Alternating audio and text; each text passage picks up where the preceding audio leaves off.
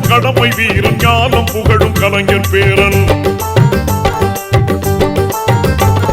கருப்பு சிவப்பு படையின் வீரன் களத்தில் வெல்லும் துணிச்சல்காரன் காலம் கொடுத்த கடமை வீரன் ஞானம் புகழும் கலைஞர் பேரன். திருக்குவளையின் வழியில் வந்த தமிழ்